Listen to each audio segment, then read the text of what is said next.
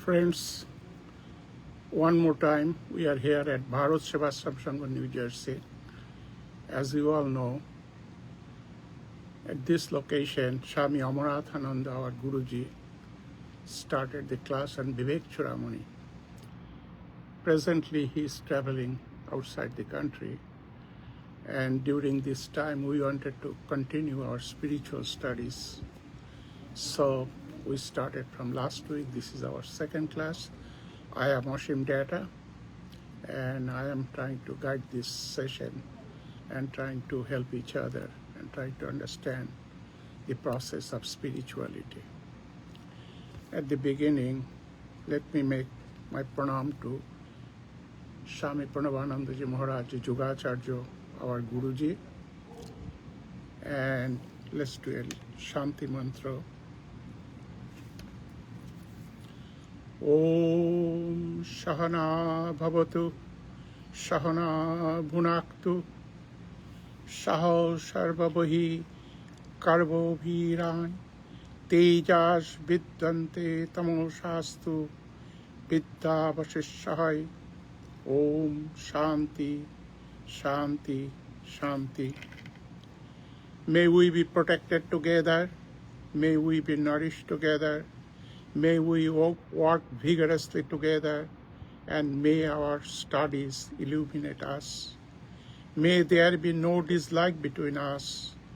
Let there be peace, peace, peace. Om Shanti.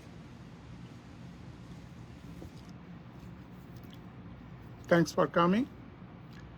With that, let's recap the part we did last week. We tried to discuss why we need spirituality, why we come to a temple, why we read books, why we read scriptures. And the short answer was we wanted to have peace. The goal of our life, if we get rid of all the flowery talk, is happiness. We try to be happy.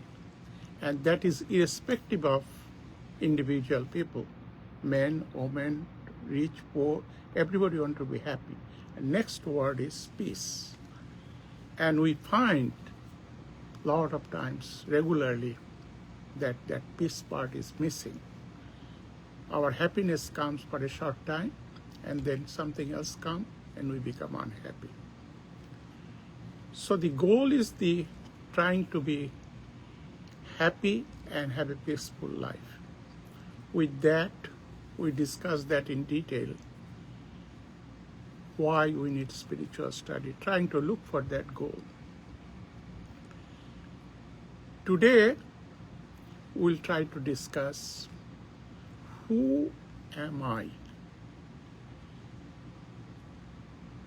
One thing we need to see, we try to study everything all around us and try to gather knowledge. But the dearest and nearest to us is myself. Do we know who we are? What is my true identity? We heard a lot of times we are Brahman, we are Param Purush, or we are the God. Now, let's look at the traditional religion. In traditional religion, whether Hinduism or Judaism or Mohammedan literature, everywhere the idea is that God is there. A lot of people told us that yes, God is there. Then you ask, what is God? And then we show the idols.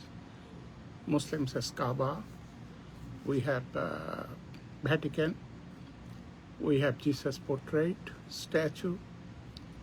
Then comes, can you show me, where is God? So next thing is, God is here, but we cannot see right away. Then the question is, the place. He's in the temple, then a lot of us will say, okay, he's in the mind.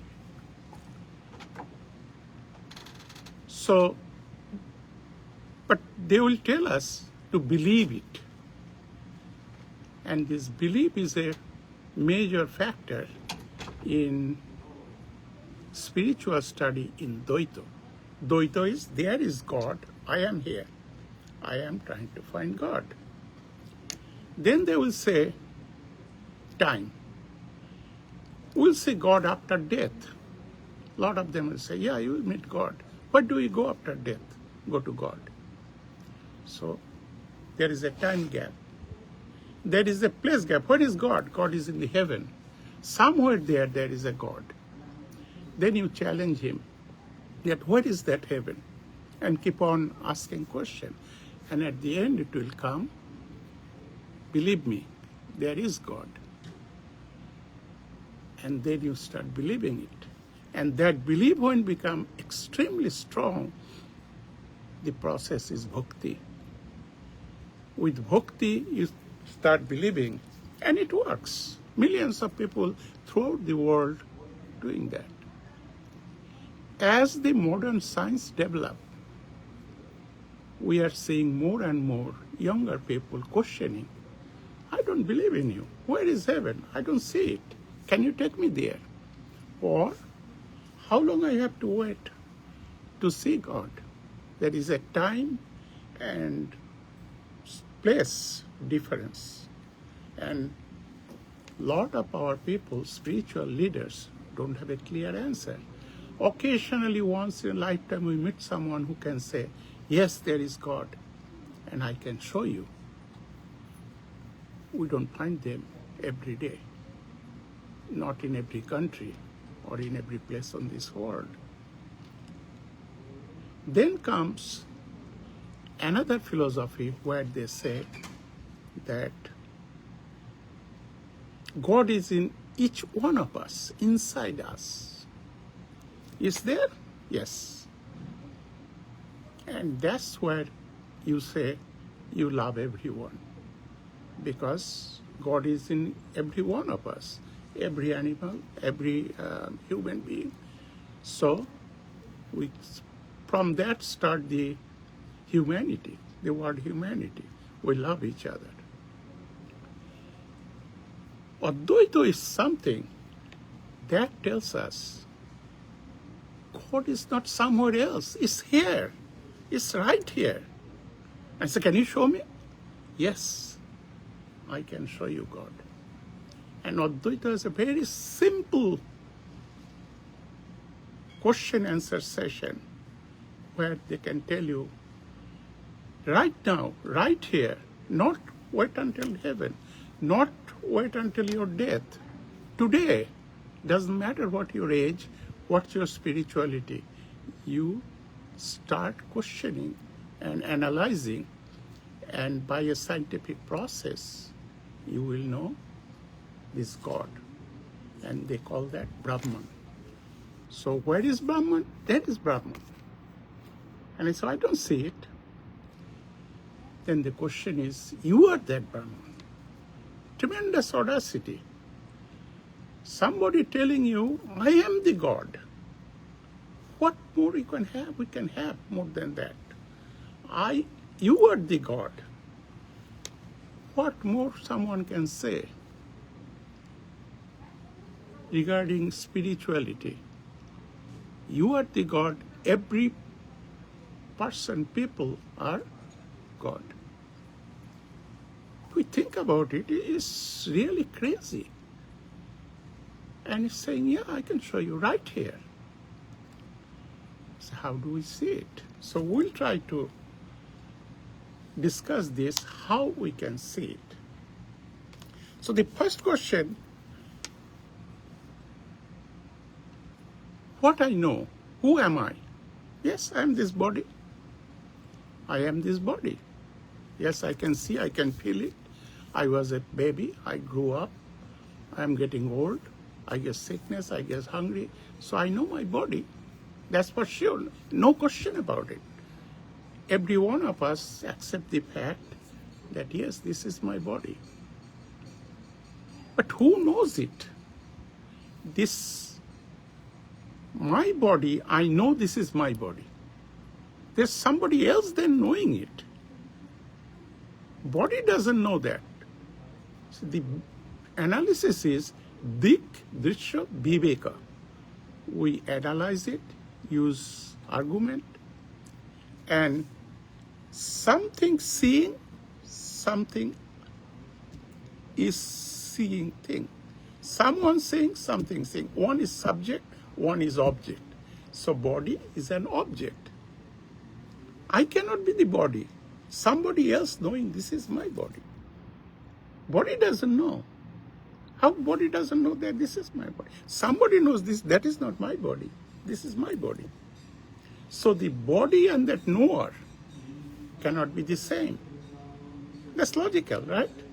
Body has to be, knower has to be somebody different than the object. So body is an object. Another thing is what? The Three Upanishad, the second chapter, first verse.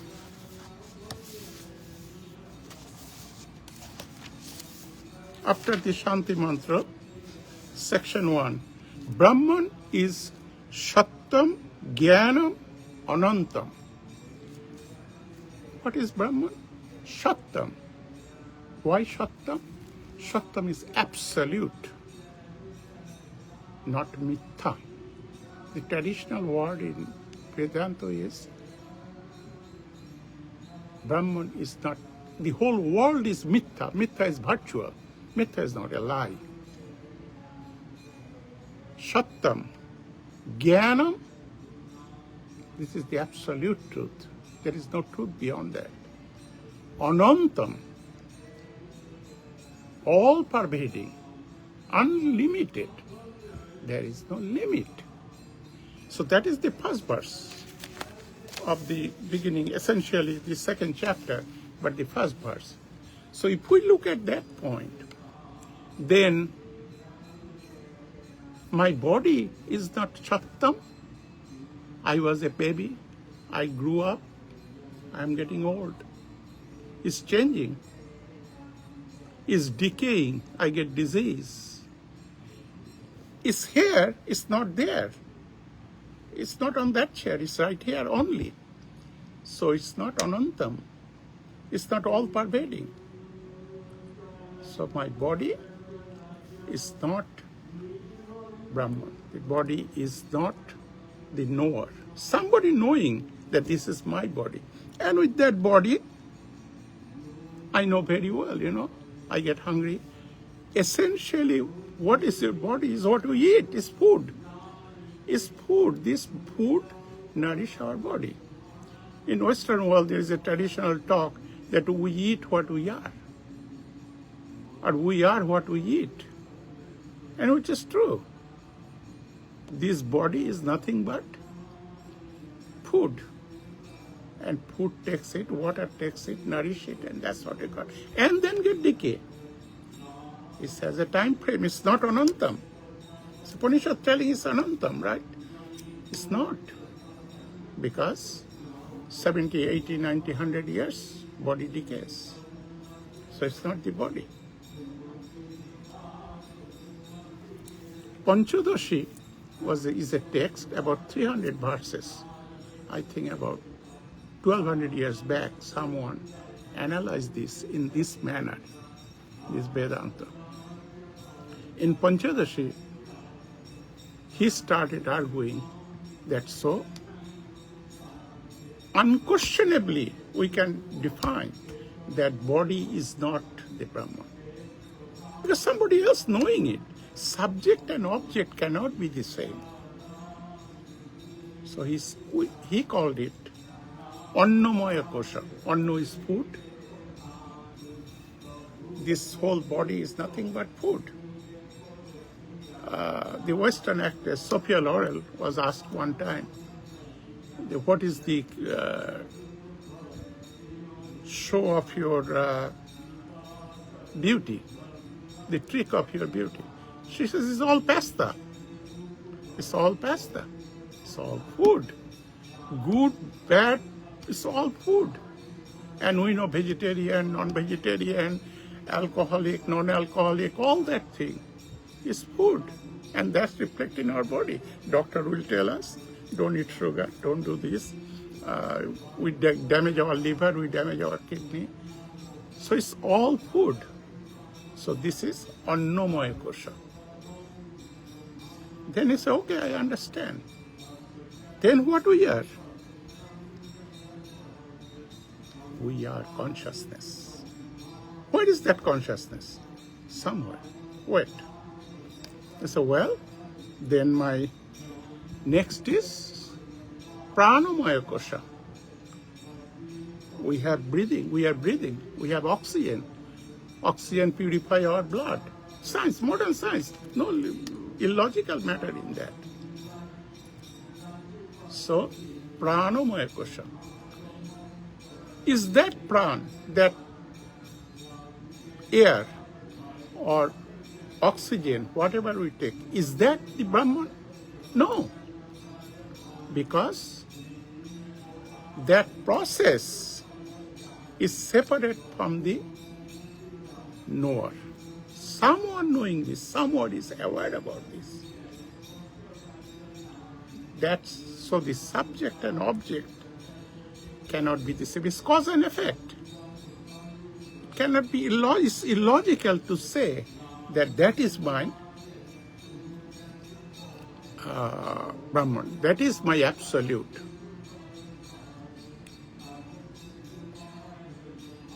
And body is changing. Along with that, my breathing also changing.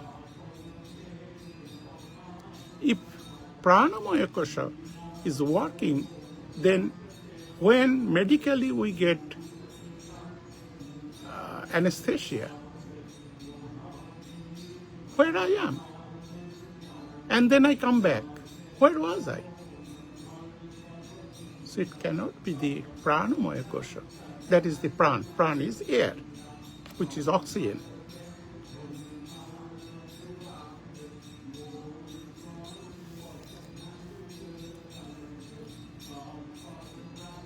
Then the devotee asks, well, I understand that.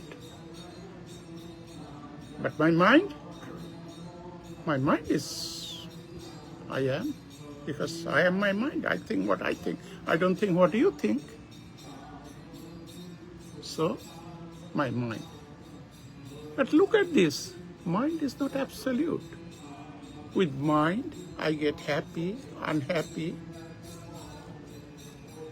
Mind get different from childhood to adulthood. But that me, the me what I was at the childhood, is the same me, unchanging. So, mind cannot be the absolute. Mind has a separate existence. Where is mind? In the body. So mind and body and pranovayu, oxygen, combined is working together. But that's not the knower. Knower is the one who is different from that.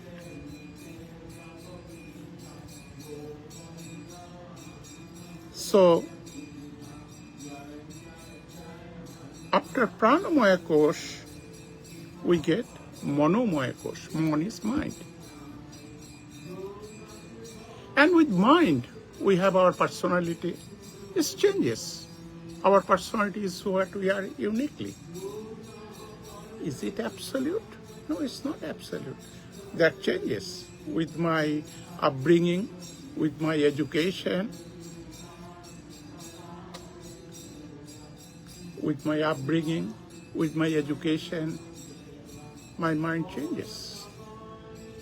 The mind I had as a teenager is not that mind I have today. The pleasure and pain what I used to get 20 years back is changing now. So it's not absolute. It's not anantam. It is not true. It is not shat. So Manomaya Kosha is not the Brahman. And with Manomaya Kosha, we had our like, dislike, happy, unhappy, all that. Then as a mind, we have our logical senses. We analyze, we get educated, we think. So that's Brahman. Say, no, that's not Brahman. That's Vijnanamaya Kosha. It's another step, higher step. That work through mind. If mind is inhalable, somebody gets Alzheimer. Where is his thought process? But he's there. So, what is absolute? That is not the intellect. Vijnanamaya Kosha is the intellect. With intellect, we analyze, we run our life, and that work through mind, work through pranovayu. So, at the beginning, we have Annamaya Kosha, this body. Remember, Shankaracharya's famous verse that when his guru asked him, who are you? Mano buddhi ahankara. Think about that. It's the same thing.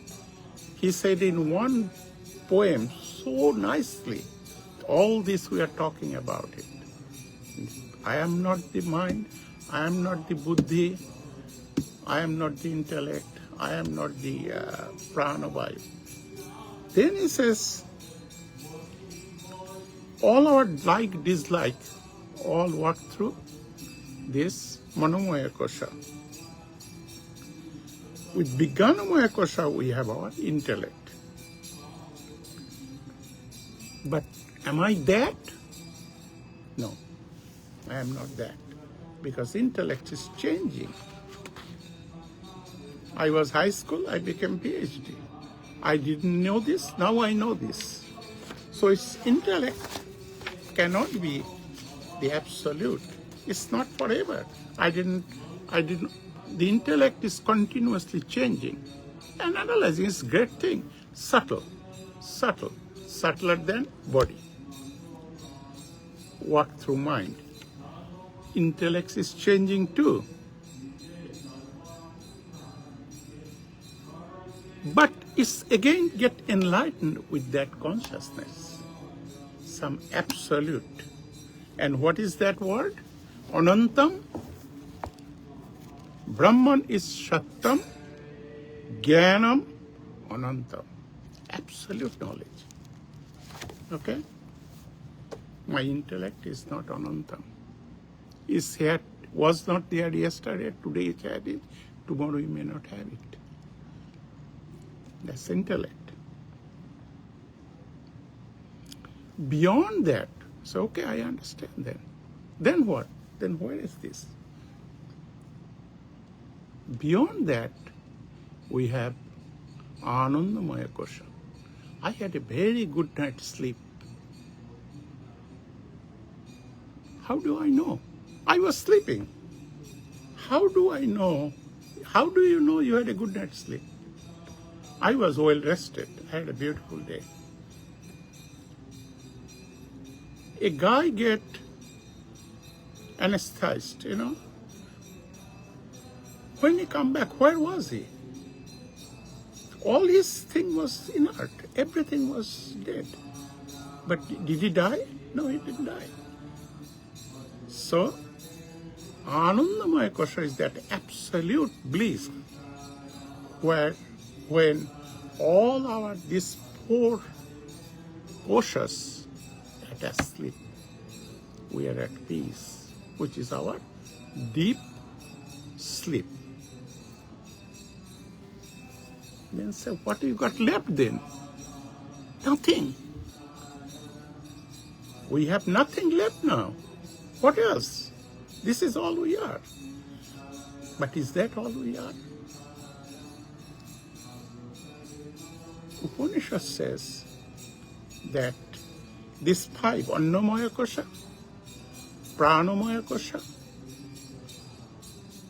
Manomaya Kosha, Vijnanamaya Kosha, Anandamaya Kosha.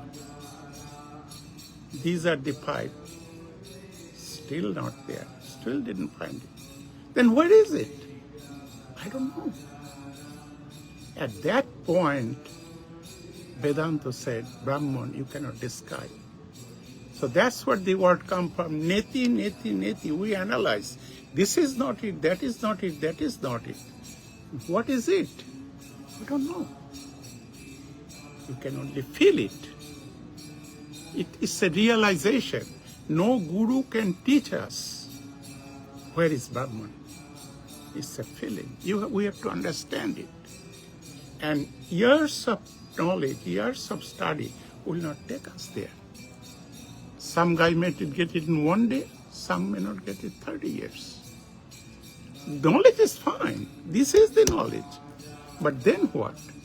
Buddhists tell at this stage that what is left is Shunyam. There's nothing else. Vedantists tell, beyond that is Brahman. So this Brahman is the knower of all this. And that Brahman is in every one of us. You say, what is the analogy? The analogy is, if that Brahman is what illuminates all that. You see, it is like somewhere there is a light bulb, there is a screen, and we're seeing a movie. Does the movie has any existence? No. It's all a game of light and shadow. But there is a story. We get angry, we get upset, we enjoy it. Same thing, the bangle, the necklace, is just a shape and form. End of the day, it's all gold. End of the day, there is no table, no chair, nothing. All of this is a tree. But if you tell someone, this is a tree, no, it is not a tree. He says, no, this is a table. That is a chair. This is house. But end of the day, does any of this has any existence? They are formed at different time. All these ornaments are gold or silver. Right now, scientifically, light is coming on my body. And I'm seeing this. Light is getting reflected and I see it. If I move the light, does this has any existence with the light? It is coming because of the light. Table is there because of the tree. If there was no tree, so table is mithya, virtual. Truth is the tree. Gold is truth. Where is the wave and the water? Show me where is the wave. You cannot touch a wave.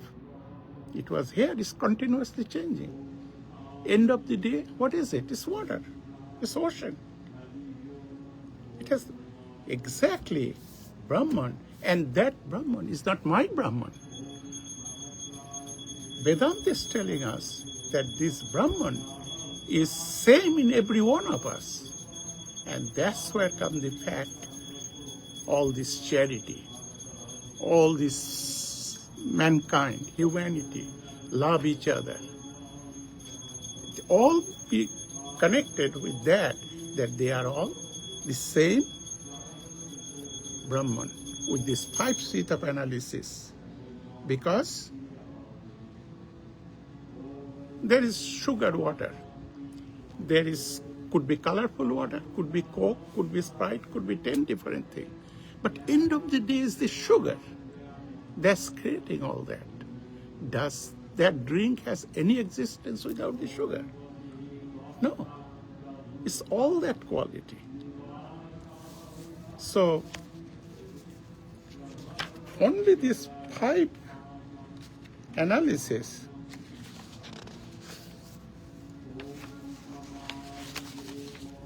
now the question we start arguing that, well,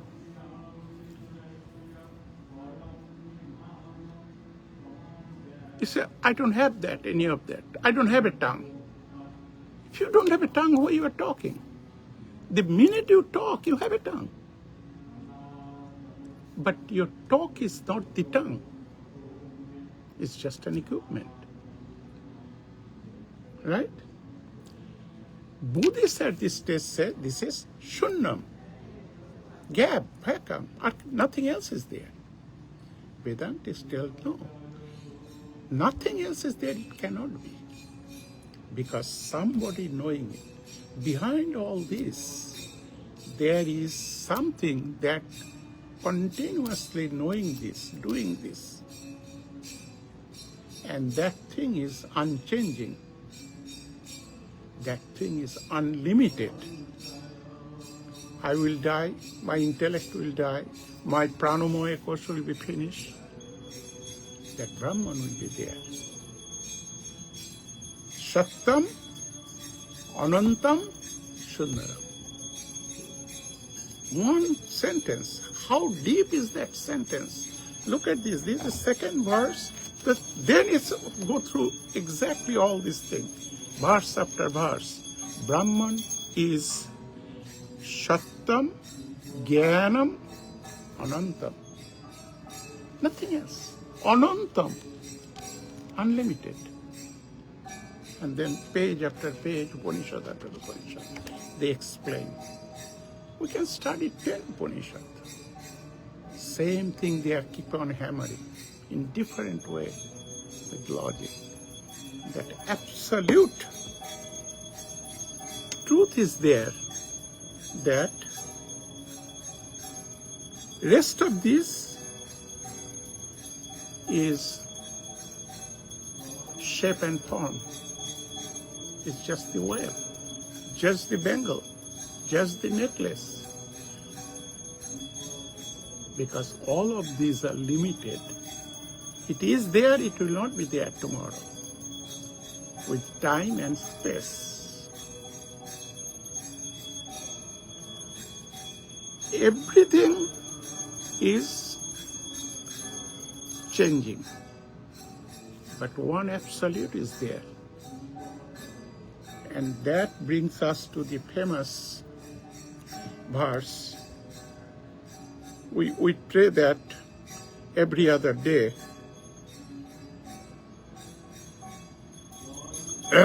In lot of puja, lot of worship, we utter this verse. We don't realize. One of the central thought of Upanishad is in this verse. Om Purnamada Purnamidam Purnat Purnamudachyate Purnasya Purnamadayo Purnamabheva Shishyate. Om Shanti Shanti. What is this? Om, I bow down. That is whole, Brahman. Whole. There is all pervading. That is whole, and this is whole. What in me is also this from the same whole. It's a cup of water from the ocean. Is it the ocean? No, it is not the ocean, but it is the ocean. From the ocean, a cup of water. We say Ganges water, we worship. Is Ganges is here? No. It's a bottle of water. But it's from the Ganges is 16,000 miles. Where is Ganges? Everywhere is Ganges. That is Brahman. And this verse, we continuously use this verse. But we never realize how deep it is. It is unlimited source. It is not a source, it is all. Nothing else is there. That's what Vedanta is telling us. That there is nothing else. This is it. With this, we can analyze all our thoughts. Om Purnamada Purnamidam Purnat Purnamudachyate Purnasya Purnamadayo Purnama Bhavishyate. Om Shanti Shanti. That is whole and this is whole. The one in me is from that whole. The perfect has come out of the perfect. What is that? That's perfect. That's not changing. My body changed, my mind changed, my intellect changed. That is unchanging. It has taken perfect from the perfect. Only the perfect remains. We take a cup of water from the ocean. What it remains? The same ocean. Because this, what we have in us, doesn't change that. It's so vast. This is also part of Upanishad, Ishadatrasya Upanishad. Relation of individual soul to the divine supreme spirit. So that Purno, from that Purno is in all of us. But is it coming one piece? No, it is it. I have no existence. There is the big difference in Shankha and Advaita. Advaita tells nothing else is there. Shankha says that God, that Brahman is in of us. And then it goes back when the body dies. With this thought, we can analyze who we are. But it is not an education. We can study it, read books. It is a realization. And once someone can realize this, all his pain and pleasure is gone. Bhagavad Gita, chapter after chapter, tell thee all that same thing. Same thing is saying that someone knows this, he doesn't care for anything else. Let me show you some.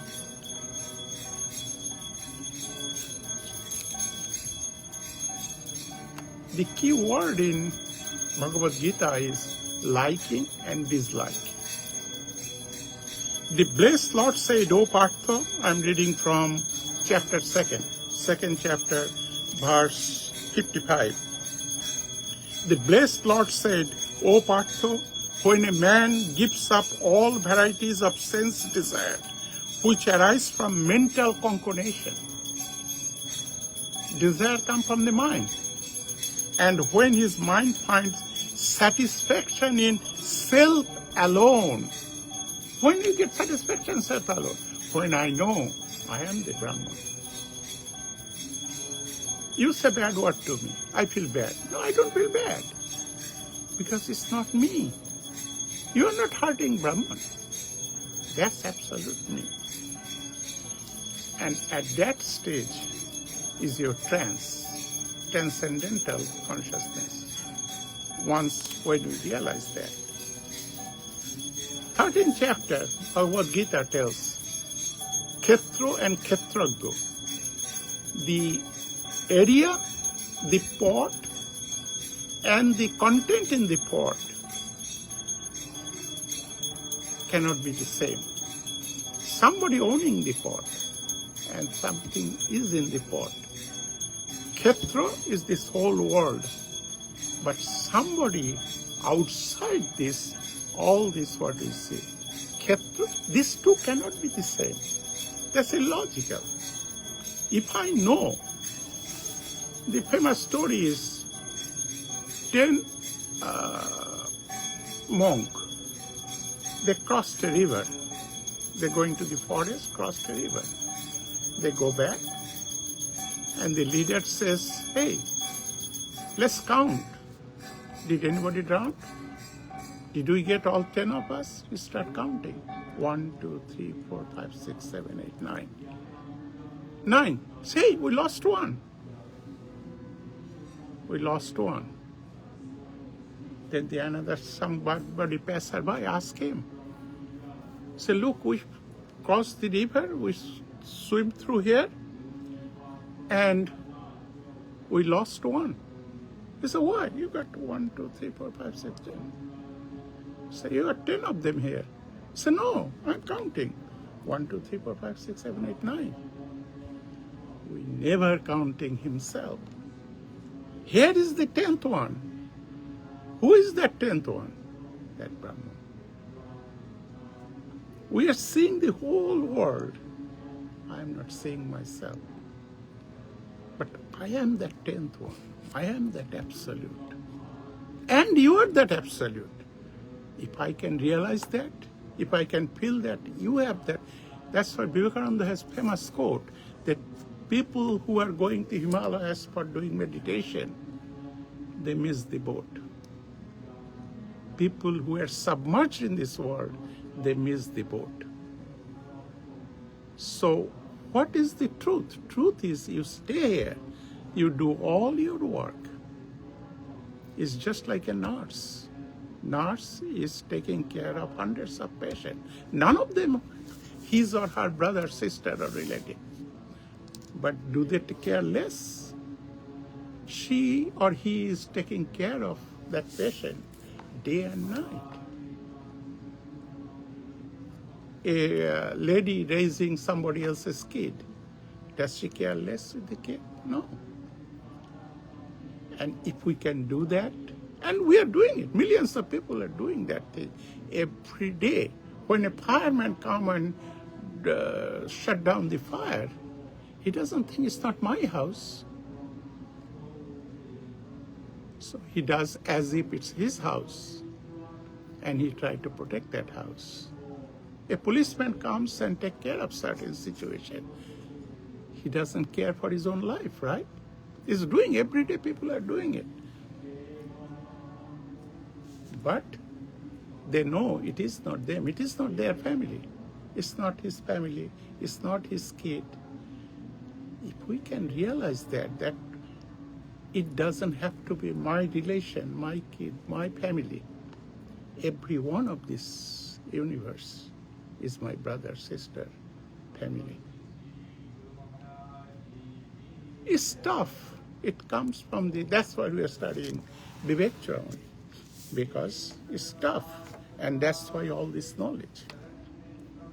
What in Bhagavad Gita, Sri Krishna trying to do, because these different groups had continuous fight.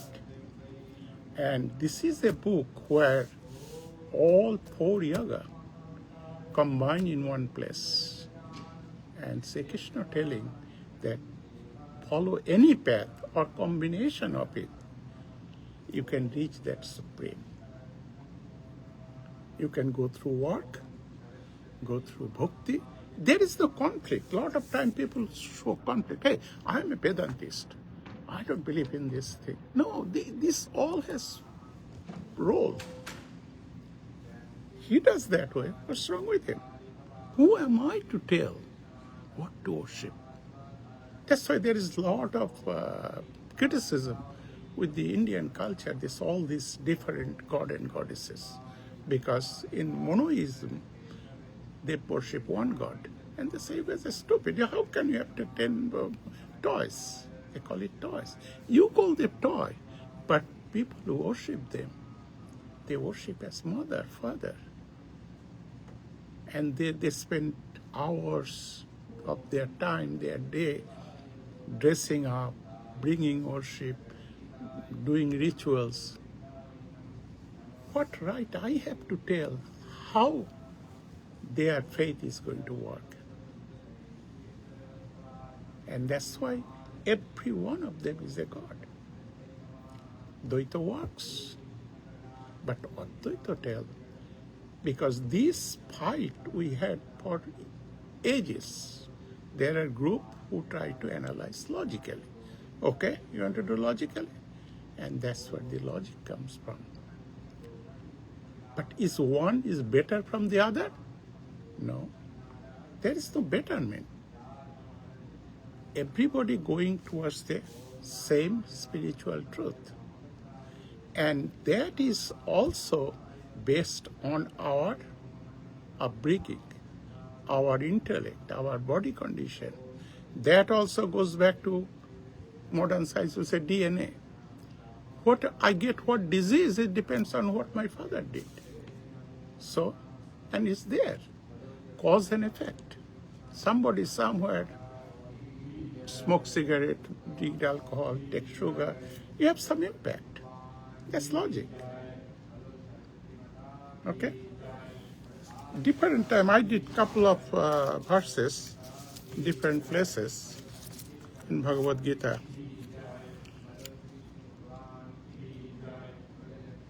While contemplating the object of the senses, a person develops attachment for them, and from such attachment, lust develops. And from lust, anger arises. Why from lust, anger? Lust is that strong feeling of attachment. And I get 2 times, third time I don't get it, I get upset. And I get angry. Because you have it, I don't have it.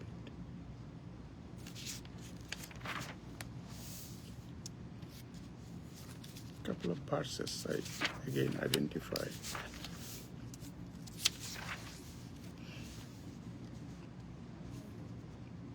Then who is absolute person? With all this study, all this knowledge, what we do? A person who has given up all desires for sense gratification.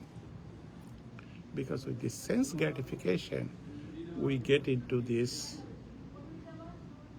different attachment. Sense gratification, who lives free from desire, who has given up all sense of proprietorship. I don't own anything. I'm attached to this temple. People are attached to their guru. Guru doesn't want me to be together with him. Find your own path. End of the day, you came alone, will go alone. In between, you find your own path. Who has given up all sense of proprietorship and is devoured in false ego, he has alone can attain real peace. Real peace. We're looking for real peace, right? On the first class, we're looking for real peace. Who is real peace? In one verse. This is, I'm reading for, again, second chapter, verse 71. A person who has given up all desires for sense gratification, who lives free from desires, who has given up all sense of proprietorship and is devoid of false ego. False ego. Why ego is false? It's not me. This temple doesn't belong to me. This city doesn't belong to me. I worked 50 years in a position. It's not my government. Right? See, our president only for 4 years. It's not his government. But that 4 years, he does the best he can. And he has to do that. So this lifetime, I got to do the best I can. But at the end of the day, everything will remain here. I'll not be there. If we can feel that, if we can understand that, he alone can attain real peace. So end of the day is very crude. They are telling us to give up everything. But that's what it is. Otherwise they suffer. Go ahead, do it whatever you wanted to do. And millions of us are doing that, right?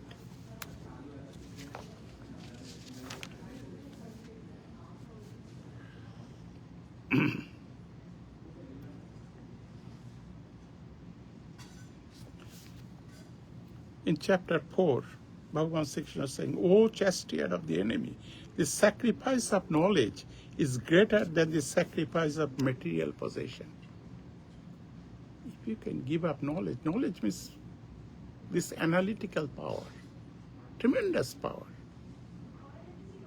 Everything we do, every minute, have some logic. And more we have, better off we are.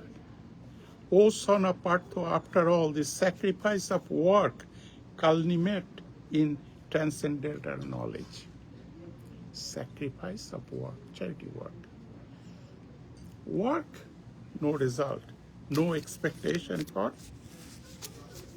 fruit.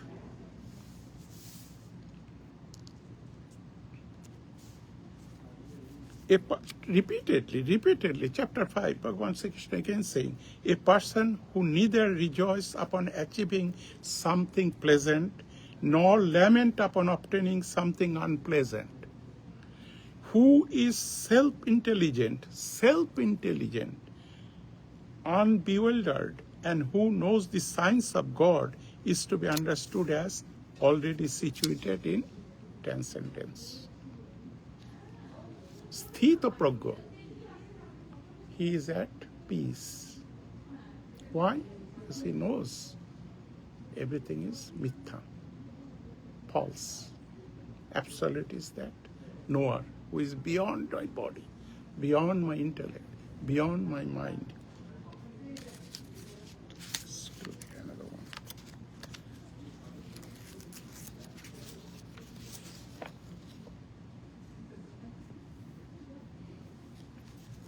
For one who worships me, giving up all his activity onto me and being devoted to me without deviation, engaged in devotional service and always meditating upon me, who has fixed his mind upon me, O son of Partha, for him I am the swift deliverer from the ocean of birth and death, from the misery. So what is nirvana? Nirvana is not going to heaven, going to a transcendent, or going to anything special. Trying to be in peace with this world. What is moksha? Continuously we hear a lot of time this different word. But at the end, these are all peace. That's what we came here for. I want to be happy. If a glass of wine gives us happiness, fine. People think that, and they're doing it. But if we want something different, that's what. End of the day, separation from this misery, that's what Buddha found. He saw this misery. He saw the disease, old age, decay. And he thought the whole world is sadness, dukkha. It's there. We are seeing it every minute. Flood, tornado, natural calamities. So does God give us all this? No.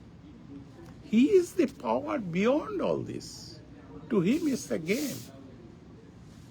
Just like when a little kid playing with his toy, and when the toy gets broken, he starts crying. Do we cry? We don't cry. We know this is a toy, and I can replace that tomorrow. But the adult doesn't get upset, but the kid does. If we are kid, we get upset everything around us. Otherwise, our sickness, our pleasure, and this is the key word. Pleasure and pain is same to a rishi.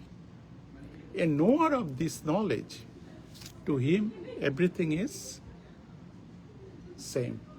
It doesn't change anything.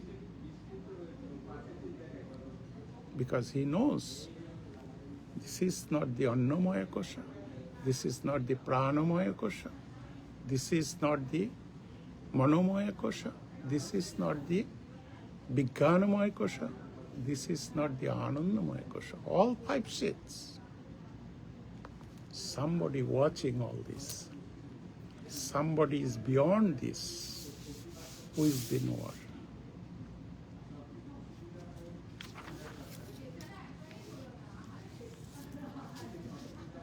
Sri Krishna warning repeatedly. He said, look, 18 chapters. This guy could have told Arjuna in first sentence, believe in me, get out of here. He didn't do that. This is the beauty of Indian philosophy. In Indian philosophy, everyone is a seeker. You are a seeker, I am a seeker.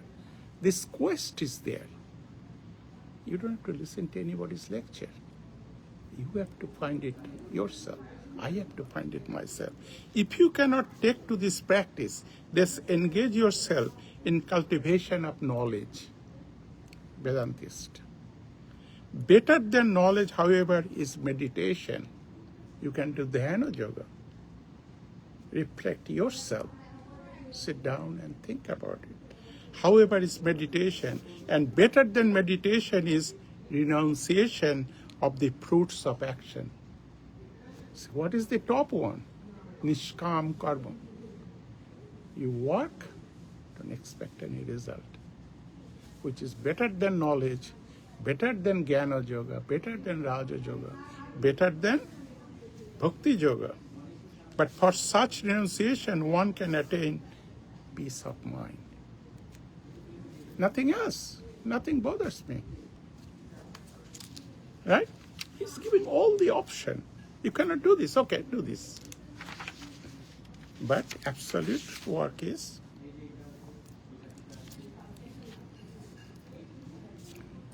character. How do I know someone in balanced, sthita prajna, is situated in peace? One who is equal to friends and enemies. Tough. Equal to friends and enemies. Simple words, simple verses telling all this. This is not a high philosophy, it's simple language. One who is equal to friends and enemies, who is equipped in honor and dishonor, heat and cold, weather doesn't bother him, happiness and distress, pain and infamy, who is always free from contamination. We are continuously getting contaminated from all this information, all this attachment. Always silent and satisfied with anything, who doesn't care for any residence, who is fixed in knowledge and engaged in devotional service, is very dear to me.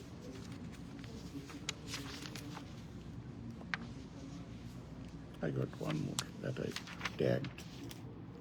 Let me see.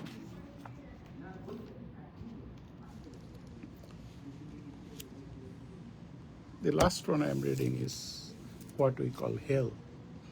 In chapter 16, Bhagavad Gita, verse 21, there are 3 gates of leading to the hell. Is it some place, some city, in the heaven, on the hell? Lust, anger, and greed. How many times he is saying this? From chapter 1, he keeps on saying this. Lust, anger, and greed. Every sane man should give up this, for they lead to degradation of the soul. What more do you want? Very simple, very straightforward. Very straightforward. It's not a high quality philosophy, but it is high when we start practicing. It is not lecture, it is not listening, it is not analyzing. It's trying to get the feeling. Once we feel, body distress is not mine, because I will get changed. Body will go. My mind is continuously changing. Okay? With that we finish. Let me do the last verse again. Remind us.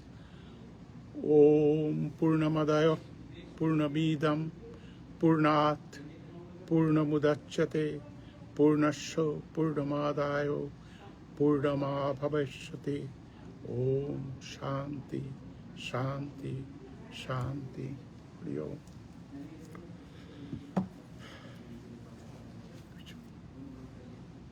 Finish.